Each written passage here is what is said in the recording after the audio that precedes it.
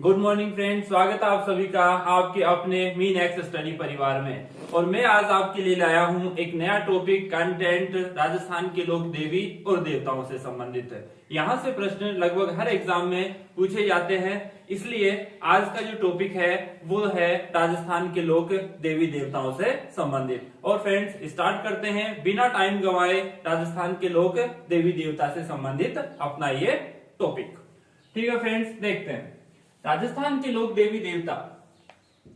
तो सबसे पहले ये बात करते हैं कि राजस्थान के जो लोक देवी देवता हैं इनकी जरूरत क्यों पड़ी। तो सबसे पहले इसकी बात करते हैं फ्रेंड्स। देखिए, मध्यकालीन राजस्थान में जब मुस्लिम आक्रांताओं का जो प्रभाव है वो बढ़ता जा रहा था, तो ऐसे में हिंदू संस्कृति के लिए और उसकी मान्यताओं के लिए थोड़ी समस्या पैदा हो रही थी। तो ऐसे में कुछ महापुरुष आगे आए और उन्होंने हिंदू धर्म की जो कम पड़ती हुई मान्यता है और जो विश्वास है इत्यादि को पुनर्स्थापित करने का प्रयास किया। और इस पुनर्स्थापना में उसने समाज के हर वर्ग को लिया, जाति पाति से थोड़ा ऊपर उठे और उन्होंने फिर से हिंदू धर्म की मान्यताओं को स्थापित किया। तो ऐसे महापुरुषों को जिन्होंने जाति पाति से ऊपर उठ के पुनः हिंदू धर्म की स्थापना अपने अपना योगदान दिया, तो उन महापुरुषों को हम लोक देवताओं के रूप में आज पूजते हैं। तो सबसे पहले लोक देवता। अब देखिए, लोक देवताओं में सबसे पहले मैं बात कर लेता हूं एक क्षेत्रपाल की। क्षेत्रपाल, इसे यहां से एक बार सीधा प्रश्न पूछ लिया था, तो इस क्षेत्रपाल को ग्राम रक्षक देवता के नाम से जाना जाता है। ग्राम रक्षक देवता। और इसी के सर्वाधिक मंदिर सबसे ज्यादा है। राजस्थान में सर्वाधिक देवले या सर्वाधिक जो मंदिर हैं, मंदिर कहें या देवले कहते हैं, बात एक ही है। सर्वाधिक देवले इसी के हैं। किसके? ग्राम रक्षक देवता क्षेत्रपाल, या इसको नाम मिलता है अपन को खेतरपाल। क्षेत्रपाल या खेतरपाल ग्राम रक्षक देवता है, क्षेत्र विशेष के देवता है। क्षेत्र विशेष,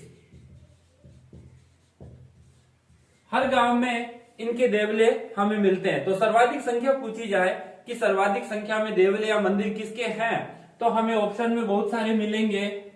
पाबू जी भी मिलेगा, हड़बू जी भी मिलेगा, रामदेव जी भी मिलेगा और क्षेत्रपाल भी मिलेगा। तो सर्वाधिक मंदिर की बात अगर पूछी जाए, देवले की बात पूछी जाए, तो सबसे ज्यादा क्षेत्रपाल के मंदिर। अब क्षेत्रपाल में कौन से हैं जिसके मंदिर सबसे ज्यादा है या देवले सबसे ज्यादा है, तो नाम आता है अपना भैरव जी, या उसको कह सकते हैं अपन भैरू जी भी कहते हैं। भैरव कहते हैं या भैरू जी कहते हैं। तो भैरू जी के देवले अगर क्षेत्रपाल में भी पूछ ले कि कौन सा, तो भैरू जी के देवले जो है वो राजस्थान में सबसे ज्यादा है। लगभग हर गांव में मिलते हैं।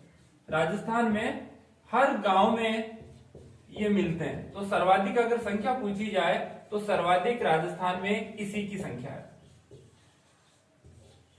सर्वाधिक देवले किसके हैं? भैरू जी के देवले सबसे ज्यादा है। मारवाड़ में एक खेतला जी हैं। खेतला जी ये मारवाड़ में है, और मारवाड़ में ये देवले जो हैं इनके वो सबसे ज्यादा है।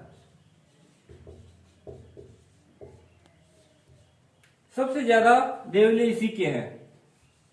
और मारवाड़ में कहावत भी है, आधे में देवता और आधे में खेतला।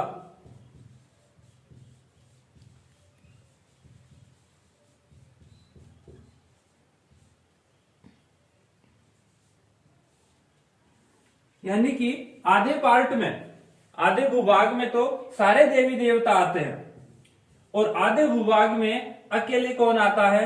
ये खेतला जी आता है। तो मारवाड़ में अगर सबसे ज्यादा देवले की बात कही जाए तो कौन आएगा? खेतला जी आएगा। पूरे राजस्थान में बात की जाए तो भैरू जी के देवले आते हैं। अब कि ये जो क्षेत्रपाल के मंदिर हैं ये सबसे ज्यादा कहां पे मिलेंगे? सबसे प्रश्न ये इंपॉर्टेंट है। सबसे ज्यादा क्षेत्रफल के मंदिर ये कहाँ मिलते हैं? राजस्थान में ये मिलते हैं फ्रेंड्स डूंगरपुर में। क्षेत्रफल के मंदिर सबसे ज्यादा कहाँ मिलेंगे? डूंगरपुर में मिलेंगे। क्षेत्रफल से संबंधित जो मुख्य मुख्य फैक्ट है वो हमारे यही है। मारवाड़ में सबसे ज्यादा पूजनीय खेतलाजी हैं। सबसे ज्यादा क्षेत्रफल के मंदिर डूंगरपुर में है। ठीक है फ्रेंड, सबसे ज्यादा लोकप्रिय हैं जिसे हम कहते हैं पंच पीर के नाम से जानते हैं। पंच पीर में कौन आते हैं? एक लाइन आती है, एक मारवाड़ में कहावत है और वो है पाबू यानी कि पाबू जी। पाबू जी यानी कि पाबू, पाबू हड़बू, हड़बू जी, पाबू हड़बू रामदेव, पाबू हड़बू रामदेव, मांगलिया मेहा, मांगलिया मेहा। और एक लाइन और है पांचों पीर पधारजो, पांचों पीर पधारजो गोगाजी जेहा। ये मारवाड़ में कहावत है और ये राजस्थान में अपने पंच पीर माने गए हैं। पाबू जी हैं, हड़बू जी है, रामदेव जी है, मांगलिया मेहा है और गोगा जी है। तो ये अपने राजस्थान में पंच पीरों के रूप में पूजे जाते हैं। अब हम पंच पीरों में पहले उठा लेते हैं यहां से पाबू जी का नाम। तो सबसे पहले फ्रेंड स्टार्ट करते हैं पाबू जी। नाम में दो अक्षर है पाबू। ठीक है, तो अब यहां पे इनके बारे में जो मुख्य मुख्य फैक्ट है और परीक्षा की दृष्टि से जो अति इंपॉर्टेंट अपने लिए उनको उठाते हैं। पाबू जी लक्ष्मण का अवतार माने जाते हैं, लक्ष्मण जी के अवतार माने जाते हैं। राम जी के छोटे भाई लक्ष्मण के अवतार माने जाते हैं। अब जन्म देखिए, जन्मे कहां? 1239 में, 1239 में कोल्लू, कोल्लू गांव कहां है? कोल्लू है फलोदी, फलोदी जोधपुर। कोल्लू जागीरदार, कोल्लू जागीरदार धांधल जी।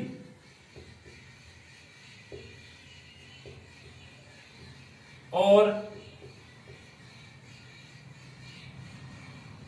कमला दे, धांधल जी और कमला दे के राठौड़ वंशी परिवार में इनका जन्म हुआ था। राठौड़ वंशीय परिवार में जन्मे ये। मुख्य फिर से बात, जन्म 1239, कोल्लू या कोल्लूमंड फलोदी जोधपुर, और धांधल जी इनके पिता का नाम और मां का नाम कमला दे, मां का नाम कमला दे, और राठौड़ वंशी परिवार में इनका जन्म हुआ था। अब इनके बारे में अगले जो फैक्ट हैं वो हम यहां देखते हैं।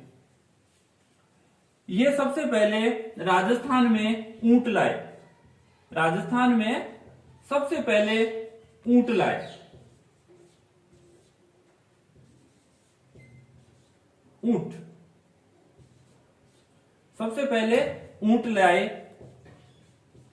इसलिए इन्हें कहा गया ऊंटों का देवता। ऊंट सबसे पहले लाए, पहले प्रचलित नहीं था तो सबसे पहले ऊंट लाए तो ऊंटों का देवता इनको कहा गया। अब ऊंट पे बैठ के ही जाते थे, ऊंट ही इनके पास था, ऊंटों का देवता इनको कहा गया। अब जब ये बड़े हुए, एक कहानी के रूप में देखिए, ऊंटों का देवता इनको कहा गया। जब ये बड़े हुए तो एक वीर और एक लड़ाकू थे, यानी कि लड़ने में कभी पीछे नहीं हटते थे, चाहे उनको अपने प्राण ही देने चाहे पड़े। तो यहां पर आना बघेला, आना बघेला, गुजरात के पास सिरोही के पास ही आना बघेला नाम का एक शासक रहता था। और इस आना बघेला ने क्या किया, इस आना बघेला से जो 7 थोरी भाई हैं, थोरी जाति के भाई हैं 7 थोरी भाइयों की सात थोरी भाइयों की रक्षा की किसने? पाबूजी। रक्षा की किसने की? पाबूजी ने। पाबू भाई ने रक्षा की। अगर पाबूजी रक्षा करेंगे इन सात थोरी भाइयों की, थोरी जाति है, तो ये थोरी जाति की जो है लोग वो पाबूजी के क्या बनेंगे? अनुयायी बनेंगे। तो सात थोरी भाइयों की रक्षा की पाबूजी ने, तो ये थोरी जाति के जो लोग हैं ये इनके अनुयायी बन गए, अनुयायी बन गए। कौन बने? थोरी जाति के। इससे याद रखा रहे। और थोरी जाति के सात भाइयों की रक्षा की आना भगेला से, इसलिए ये थोरी जाति पाबूजी के अनुयायी बन गए। अब याद करें कि सात थोरी भाई इसके यहाँ रहे, पाबूजी के यहाँ, तो सातों के पास क्या है? खाने के लिए कोई बर्तन नहीं है। ठीक है, बाबूजी के पास इतने बर्तन थे नहीं, यूं मान लें। तो इनको क्या है? एक ही थाली में ये भोजन करते थे। कौन? ये सात थोरी भाई जो है वो एक ही थाली में क्या करते थे? भोजन करते थे। एक ही थाली में, थाली थी नहीं तो कह दिया कि आप यूं करो, एक थाली में ही खा लो। तो थाली में एक भोजन करते थे, तो इसी थाली को लेकर वो नृत्य भी करते थे।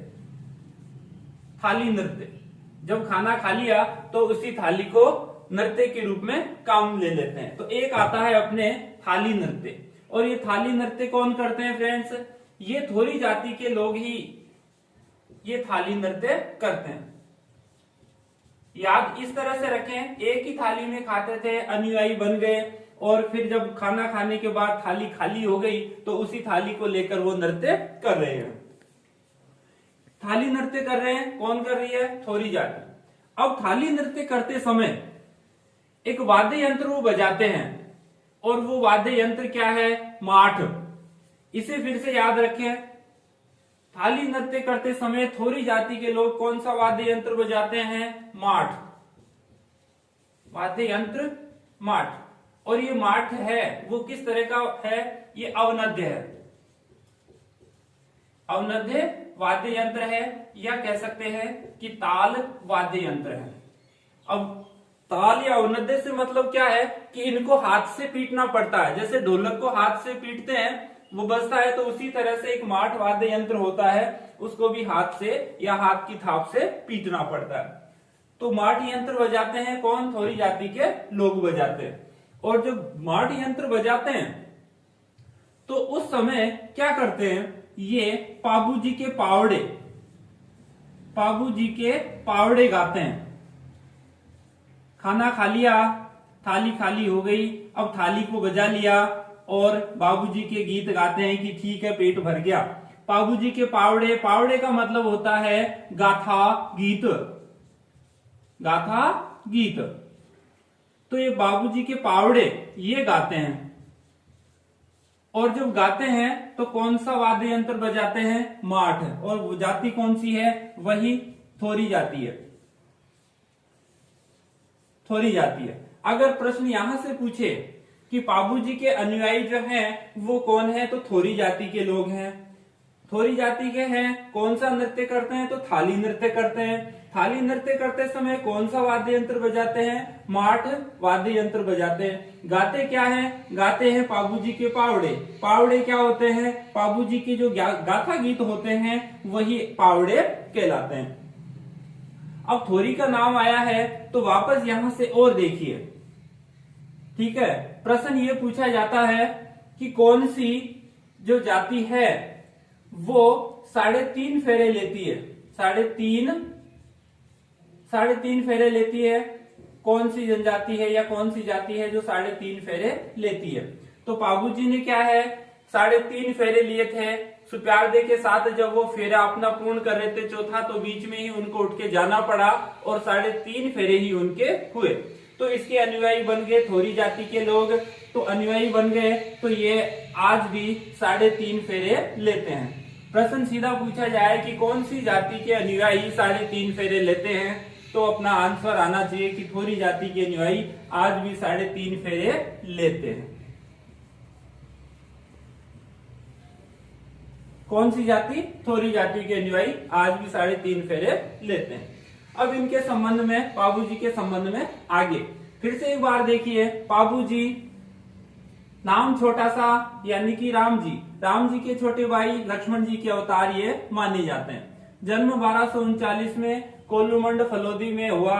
जागीरदार थे इनके पिता, नाम धांधल जी, माता कमला दे और परिवार राठौड़ वंशी था। राजस्थान में सबसे पहले ऊंट लेकर आए, परिचय कराया ऊंटों से, इसलिए ये माने गए ऊंटों के देवता। आना बघेला यहां से 7 थोरी भाई थे और इन 7 थोरी भाइयों की पाबूजी ने रक्षा की, सुरक्षा की, इसलिए ये थोरी जाति जो है वो पाबूजी की अनुयायी बन गई। ये 7 जो जाति है तो आप यूं माने कि ये 7 थोरी भाई एक ही थाली में भोजन करते थे और जब थाली में भोजन खत्म हो गया तो उस थाली को लेकर वो नृत्य करने लग गए। तो थाली नृत्य करने लगे कौन? थोरी जाति के लोग। जब गाएंगे तो थाली नृत्य के साथ साथ बजाएंगे, माठ वाद्य यंत्र भी बजाएंगे। और गाएंगे क्या बजाते हुए? पाबूजी के पावड़े गाएंगे जो कि गाथा गीत कहलाते हैं। अब थोरी जाति आई है तो थोरी जाति के अनुयायी जो है वो 3.5 फेरे लेते हैं क्योंकि पाबूजी ने 3.5 फेरे लिए थे। अब नेक्स्ट अगले फैक्ट पे चलते हैं। अब पाबूजी की बात आगे करते हैं। अब देखिए पाबूजी का घर, आप इस तरह से याद रखें कि पाबूजी का जो घर है वो कोल्लू में था, तो कोल्लू में घर है तो कोल्लू में ही उनका मंदिर है। कोल्लू में घर है पाबूजी का, घर कहाँ है? कोल्लू में है। गांव था कोल्लू तो कोल्लू में ही इनका घर है। और घर में क्या है? घर से पहले एक हल्का सा मोड़ पड़ता था, हल्का सा एक मोड़ था इनके घर के जाने से पहले। एक मोड़ आप याद रखें कि एक मोड़ था बाबूजी के घर से थोड़ा सा पहले, और वहां पर क्या है? हमेशा प्रकाश पड़ता रहता था उस मोड़ के आसपास। अच्छा प्रकाश था क्योंकि पेड़ वगैरह वहां थे नहीं, बाकी के चारों तरफ हरियाली थी, पेड़ थे, प्रकाश था। तो कोल्लू गांव में इनका घर था और घर के पास मोड़ था। याद रखें मोड़ क्या है। अब हम आगे इसकी बात करते हैं। मोड़ है बाबूजी का घर कोल्लू में, कोल्लू के घर के पास एक मोड़ है और मोड़ के पास प्रकाश पड़ता था अच्छा खासा, और प्रकाश जैसे ही पड़ता था बाबूजी का घर दिखता था। और वहां क्या बंधा हुआ दिखता था? ऊंट बंधा हुआ दिखता था। ऊंट बंधा दिखता था, जैसे ही लोग देखते हैं कि हाँ बाबूजी का घर आ गया, ऊंट बंधा हुआ है वहां। तो बाबूजी ऊंट बंधा हुआ है तो ऊंटों के वो देवता कहलाते थे, ऊंटों का देवता। हमने अभी बात की थी कि ऊंटों का देवता, ठीक है, ऊंटों का देवता है तो ऊंटों को पालने वाली जाति है रेबारी है। तो रेबारी के भी ये आराध्य देवता है।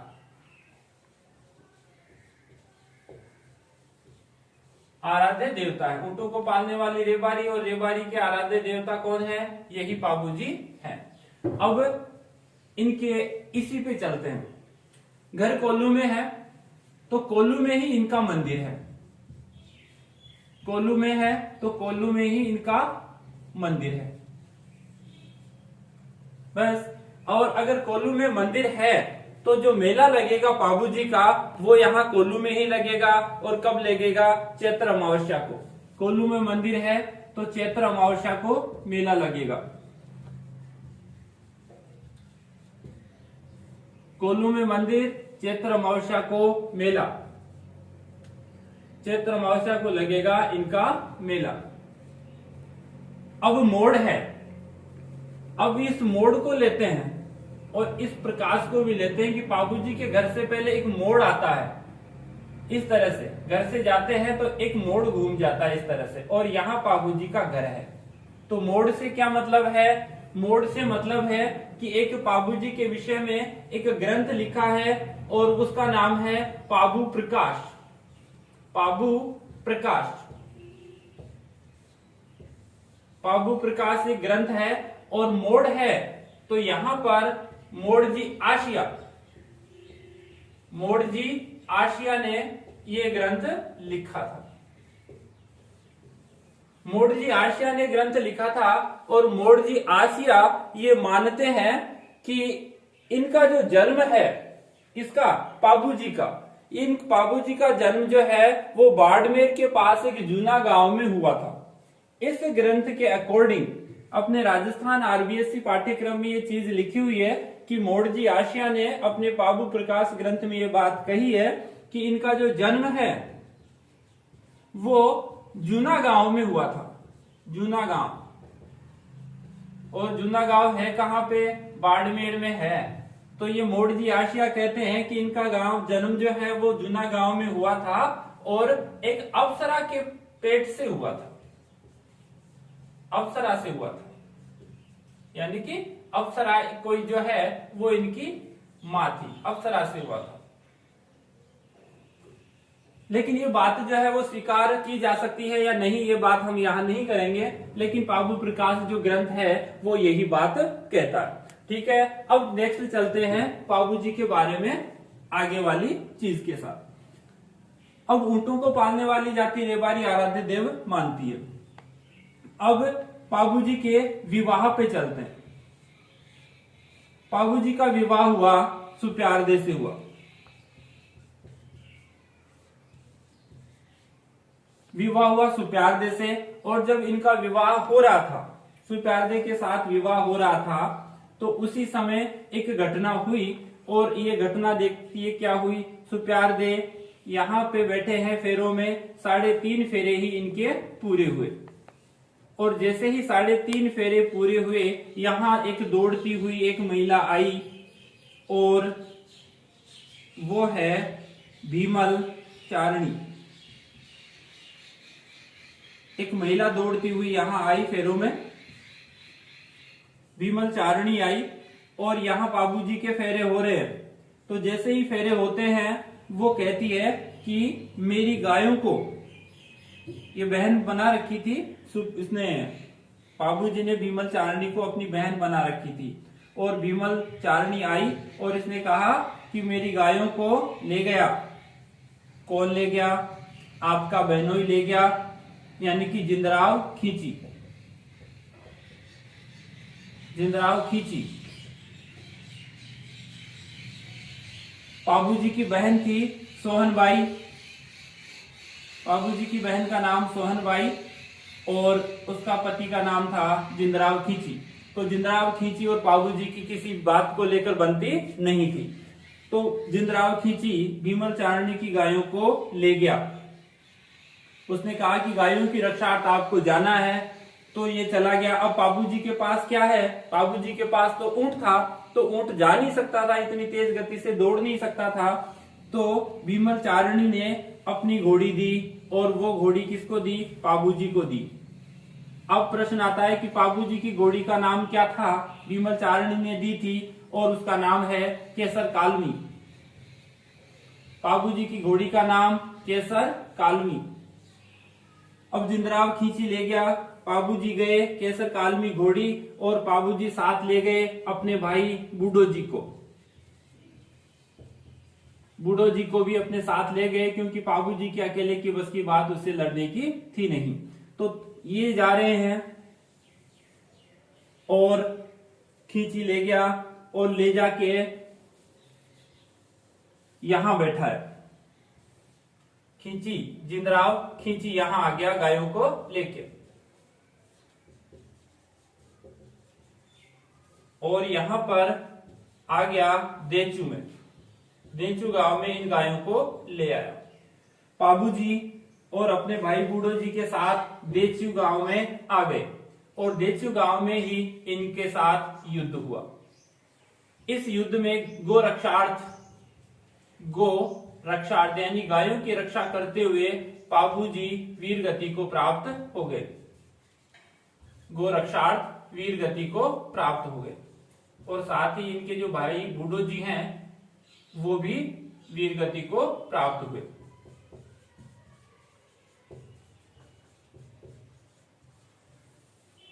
प्रश्न ये पूछा जाता है कि बाबूजी गो रक्षार्थ कहाँ शहीद हुए? तो देचू गांव में या देचू युद्ध में बाबूजी जिंदराव खींची से युद्ध लड़ते हुए शहीद हुए। जिंदराव खींची कौन था? जायल का रहने वाला था, और बाबूजी की बहन सोहनबाई का पति था। गो रक्षार्थ यहाँ शहीद हो गए।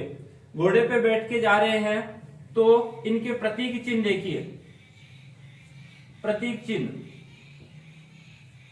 घोड़े पे बैठ के गए और विवाह के अवसर पे था तो साफा इनके सिर पर ही था। तो प्रतीक चिन्ह भाला लिए अश्वारोही, भाला लिए अश्वारोही यानी कि घोड़े पे बैठे हैं, हालांकि नाम घोड़ी है। भाला लिए अश्वारोही और सिर पे उनके साफा है, तो साफा जो है वो बाईं ओर झुका हुआ है, बाईं ओर झुकी पाग यानी कि बाईं ओर झुकी हुई पगड़ी। ये इनका प्रतीक चिन्ह है, बापू जी का प्रतीक चिन्ह। भाला लिए अश्वारोही और बाईं ओर झुकी हुई इनकी पगड़ी है। इनके संबंध में ये फैक्ट हमें और मिलते हैं, और अब बापू जी के विषय में कुछ और फैक्ट बच रहे हैं जिनकी हम बात अब आगे और करते हैं। अब बापू जी के विषय में अंतिम जो फैक्ट हैं और अंतिम जो मुख्य मुख्य बातें हैं, अब उनकी हम बात यहां कर लेते हैं। बापू जी की फड़, बापू जी की फड़।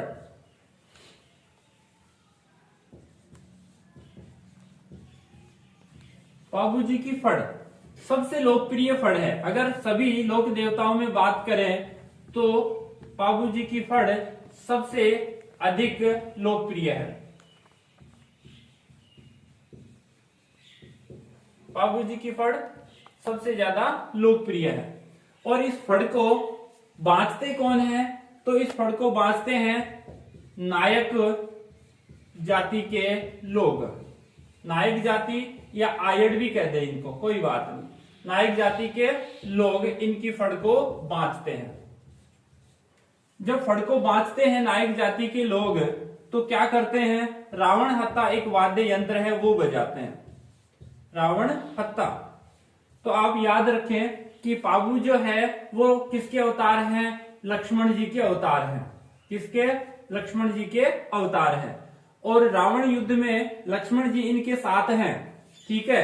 और वहां पर क्या किया था? रावण की बैंड बजाई थी वहां लंका में जाके। तो आप याद रखें कि सीधा प्रश्न पूछा जाता है कि रावण हत्ता किसकी फड़ बांचते हुए बजाया जाता है? तो आप याद रखें कि बाबू जी लक्ष्मण के अवतार हैं और इनका संबंध जो है वो आप सीधा निकाल सकते हो कि ये बाबू जी हैं। रावण हत्ता वाद्य यंत्र बजाया जाता है, रावण हत्ता वाद्य यंत्र बजाया जाता है। और इसकी भी बात करते हैं, सबसे अधिक लोकप्रिय फड़ है तो रावण हत्ता भी जो है वो सबसे प्राचीन वाद्य यंत्र है। राजस्थान का सबसे प्राचीन वाद्य यंत्र भी यही है, सबसे प्राचीन वाद्य यंत्र। किस प्रकार का है? तत्वाद्य है ये, तत् यानी कि तार, तत् वाद्य यंत्र है। होता कैसा है?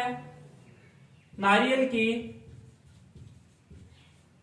कटोरी से, जो नारियल का अंदर वाला भाग होता है उसकी कटोरी से, आधी कटोरी से, नारियल कटोरी से ये बनाया जाता है और उस पर तार खींच के टांगे जाते हैं खूंटियों पर। तो इस तरह से रावण हत्ता वाद्य यंत्र बजाते हैं नायक जाति के लोग। कब बजाते हैं? जब बाबू जी की फड़ को वो बांचते हैं तो उस समय रावण हत्ता वाद्य यंत्र बजाया जाता है। अब इनके संबंध में अगर और भी फैक्ट बात करें तो इनके अन्य नाम और हमें मिलते हैं। अन्य नाम, दो नाम तो हमने जान लिए, लक्ष्मण का अवतार है और ऊंटों का देवता है। तीसरा देखिए अन्य नाम और कौन कौन से मिलते हैं। प्लेग रक्षक देवता, प्लेग रक्षक देवता, ये नाम हमें मिलता है। दूसरा हाड़ फाड़ के देवता, ये भी हमें मिलता है, हाड़ फाड़ देवता, ये भी हमें इनका नाम मिलता है। और एक नाम और मिलता है इनका अंबुवाल। तो ये इनके अन्य नाम हमें और मिलते हैं। दो नाम तो थे ही पहले, ये इनके अन्य नाम हो गए। लक्ष्मण के अवतार, प्लेग रक्षक देवता, ऊंटों का देवता, आड़ फाड़ का देवता और अंबुवाल। अब मुसलमान जाति के जो लोग हैं, मुसलमान जाति के लोग, मुसलमान जाति के लोग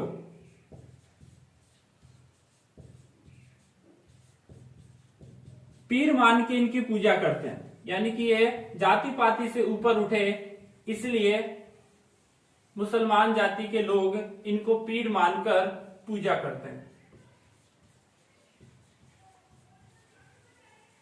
बस बाबू जी के विषय में जो मुख्य मुख्य एग्जाम लाइक हमारे सामने जो फैक्ट आते हैं वो यही है। अब नेक्स्ट चलते हैं अगले लोक देवता पे। अगले लोक देवता दूसरे नंबर के और पंच पीरों में शामिल हड़बू जी। दूसरे नंबर के पंच पीर है हड़बू जी। इनके बारे में जो मुख्य फैक्ट है, मुख्य जो बातें हैं, अब उनकी यहां हम बात करते हैं। देखिए, जन्म की बात करें तो जन्म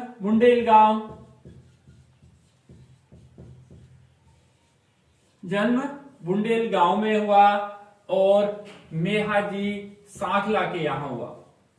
मेहाजी सांखला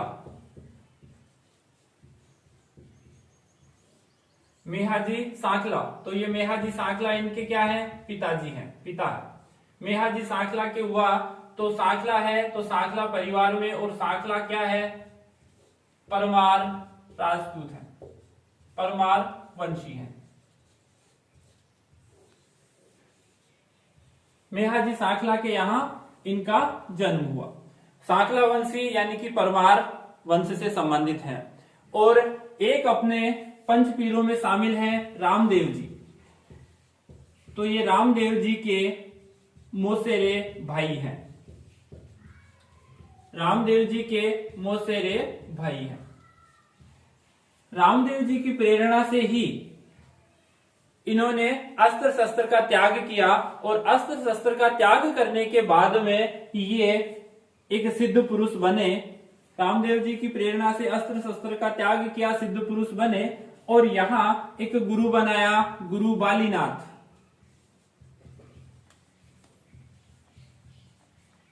गुरु बनाया बालीनाथ, और बालीनाथ से इन्होंने हड़बू जी ने दीक्षा ग्रहण की। गुरु बनाया बालीनाथ, बाली उम्र में। हड़बू जी बाली उम्र में ही रामदेव जी की प्रेरणा से अस्त्र शस्त्र छोड़े, बालीनाथ को गुरु बनाया, और बालीनाथ ने दीक्षा दी हड़बू जी को। अब आगे चलते हैं। जब ये बड़े हुए, एक सिद्ध महापुरुष बने, तो देखिए इनका संपर्क कहां हो रहा है? सांखला परिवार, बुंडेल गांव, नागौर में ये जन्मे। नागौर मारवाड़ में पड़ता था पहले।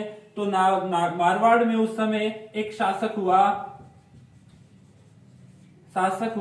जोधा, या राव जोधा कह सकते हैं।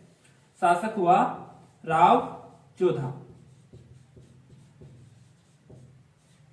ये इंपॉर्टेंट अपने लिए।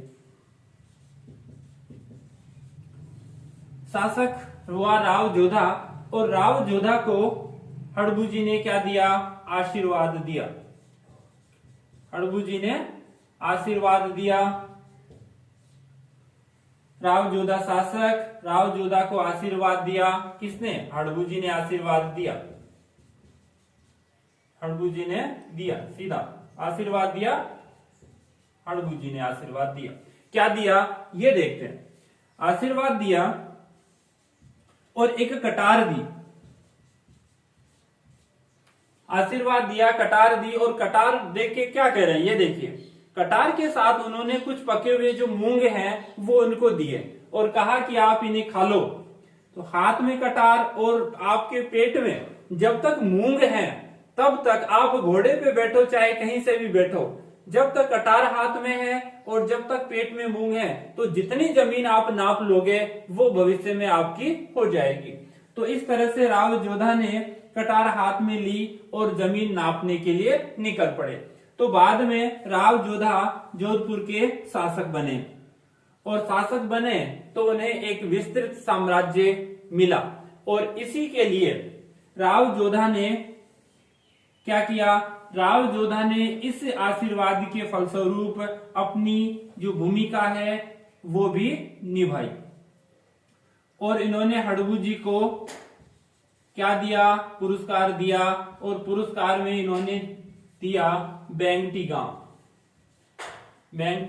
गांव ने हड़बू जी को दिया बेंगटी गांव, और ये बेंगटी गांव में ही हड़बू जी का जो मंदिर है वो बेंगटी गांव में ही है। हड़बू जी का मंदिर, हड़बू जी का मंदिर यहीं पर है। कहां पर? बेंगटी गांव में। और बेंगटी गांव दान में दिया, और एक बैलगाड़ी भी इनको दान में दी। बैलगाड़ी भी एक पुरस्कार में दी। बेंगटी गांव और बैलगाड़ी दी। तो इस हड़बू जी के जो मंदिर है इसमें इनकी जो बैलगाड़ी है इनकी पूजा होती है। बैलगाड़ी की। हड़बू जी का मंदिर कहाँ है? बेंगटी गांव में है। किसकी पूजा होती है? गाड़ी की पूजा होती है, या यूं सीधा कह सकते हैं कि बैलगाड़ी की हो सकती है। तो आप याद रखें कि इनकी गाड़ी की पूजा होती है। नेक्स्ट, अब देखते हैं इसके संबंध में जो और मुख्य मुख्य फैक्ट हैं, अब उनकी हम यहाँ बात करते हैं। अब मंदिर है कहाँ पे? यहीं पे है बेंगटी गांव में। तो पुजारी कौन होगा? पुजारी होगा इन्हीं की जाति का कोई व्यक्ति, तो यानी कि होगा साखला राजपूत ही होगा। साखला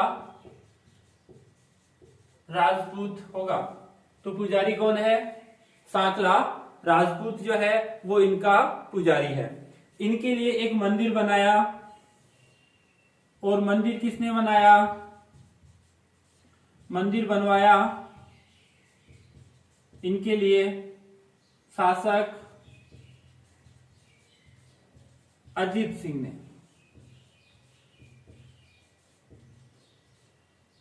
अजीत सिंह ने बनाया। क्या बनाया? ये जो मंदिर है बेंगटी गांव में, ये मंदिर इसने बनाया। शासक अजीत सिंह ने इनके लिए मंदिर बनाया। जब बाबू इसको हड़बू जी को बेंगटी गांव दिया, बैलगाड़ी दी, तो इस बैलगाड़ी में वो पंगु गायों के लिए, बेसहारा गायों के लिए क्या करते थे? हरी हरी घास इकट्ठी करके लाते थे। तो इसलिए इनका नाम और मिलता है अंगू या पंगु गायों का, पंगु गायों का मसीहा। ये इनका एक नाम और मिलता है कि गायों के लिए ये लाते थे हरी घास। अब यहाँ मंदिर है तो एक मेला लगता है, और ये मेला है वो भाद्र शुक्ल दशमी को लगता है। भाद्र शुक्ल दशमी को लगता है। भाद्र शुक्ल दशमी को मेला लगता है। कहाँ? बेंगटी गांव में लगता है। अब वापस फिर से आइए। शासक राव जोधा को आशीर्वाद दिया हड़बू जी ने, और कहा कि आप जितनी जमीन नापोगे वो आपकी हो जाएगी। यानी कि क्या बताया? भविष्य। क्या बताया? भविष्य। तो इनका भविष्य बताया, तो इनका एक उपनाम हो गया भविष्य दृष्टा, और दूसरा और नाम मिल गया शकुन शास्त्र के ज्ञाता। शकुन देख के बता देते थे कि क्या होने वाला है। शकुन शास्त्र के ज्ञाता, ये इनके उपनाम हैं। 3 नाम मिले, भविष्य दृष्टा, अंगु पंगु गायों के मसीहा और शकुन शास्त्र के ज्ञाता। वाहन, वेरी मोस्ट, इनका वाहन है सियार, गीदड़। इनका वाहन है सियार। ये प्रश्न अपने लिए इंपॉर्टेंट है। अब हड़बू जी के विषय में जो मुख्य मुख्य फैक्ट हैं जो अपने एग्जाम के लिए, वो अपने सामने यही निकल कर आते हैं। ठीक है फ्रेंड्स, अब नेक्स्ट चलते हैं हम आगे तीसरे पंचपीर मांगलिया मेहा जी पे। तीसरे नंबर के पंचपीर हैं मांगलिया मेहा।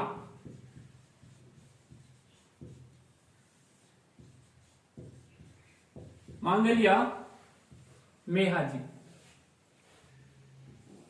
इनके विषय में जो मुख्य फैक्ट है अब उनकी हम यहां बात करते हैं। जन्म देखिए, जन्म बापड़ी गांव, जोधपुर।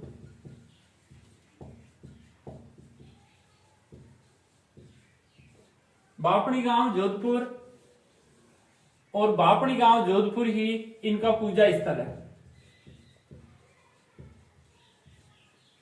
जोधपुर में हुआ और पिता है गोपाल सांकला।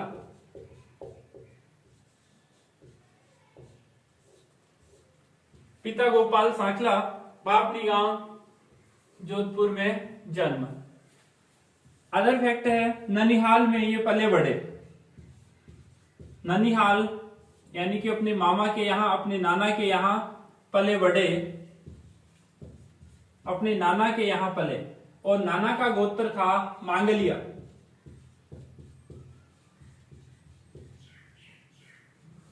मांगलिया गोत्र था नाना का गोत्र। ननिहाल पले, मांगलिया गोत्र था ननिहाल का, और ननिहाल गोत्र में ये जो पले बढ़े तो इनके नाम के साथ लग गया मांगलिया मेहा, यानी कि नाम से पहले ये गोत्र लग गया इनके मांगलिया मेहा, और इनका नाम है मेहा जी, और ये गोत्र जो है वो इनके नाना का है। अब इनके विषय में जो और मुख्य फैक्ट हैं, जो मुख्य मुख्य बातें हैं, वो अब हम यहां और लेते हैं। पिता गोपाल सांकला, और देखिए जोधपुर शासक राव चुंडा के ये समकालीन थे। जोधपुर का शासक, थोड़ा फास्ट चलते हैं, जोधपुर शासक राव चुंडा के काल में थे ये। जोधपुर शासक राव चुंडा के काल में थे, और इनकी जो सवारी है वो है घोड़ा, और इनके घोड़े का नाम देखिए, घोड़े का नाम है किरण काबरा। घोड़े का नाम किरण काबरा। और क्या चीजें हमें यहां और मिल सकती हैं? अब जैसलमेर के राणक देव भाटी के साथ युद्ध करते हुए गोरक्षार्थी वीरगति को प्राप्त हुए। राणक देव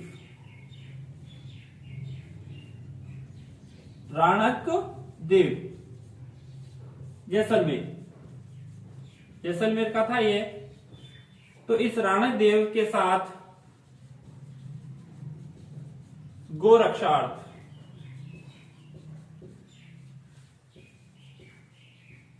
वीरगति को प्राप्त हुई।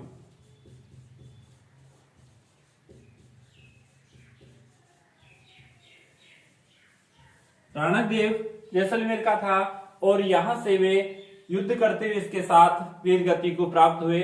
और यहां अब सिर्फ इसकी और बात कर लेते हैं। यहां पे बापड़ी गांव में इनका जन्म हुआ है, पूजा स्थल यही है।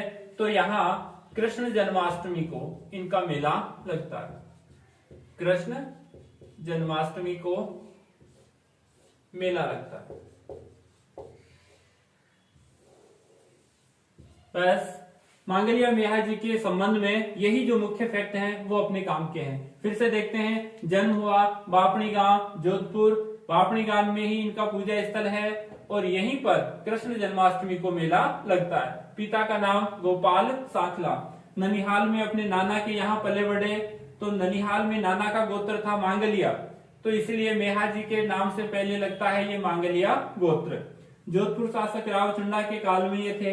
इनके सवारी घोड़ा किरण काबरा है, और जैसलमेर के राणक देव के साथ गो रक्षार्थ ये वीरगति को प्राप्त हुए। ठीक है फ्रेंड्स, आज पंचपीरों में ये 3 जो पंचपीर हैं वो हमने पढ़े हैं। और फिर से मैं आपके सामने रिक्वेस्ट कर रहा हूं कि आप हमारे चैनल को सब्सक्राइब करें और इसे पूरा देखें, पूरा वॉच करें। Thank you, keep watching me next study.